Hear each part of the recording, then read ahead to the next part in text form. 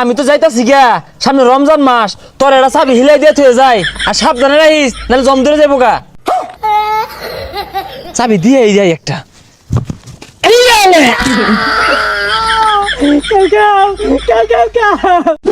আরে তাড়াতাড়ি হ্যাঁ, এত আইস হইছস কে লিগা? বিদায় দে ভক্তরে, বিদায় দে আমারে। গীত গাওয়া লাগবে, উঠে যা, মাত্র 1 মাস পর তো আবার আইবি।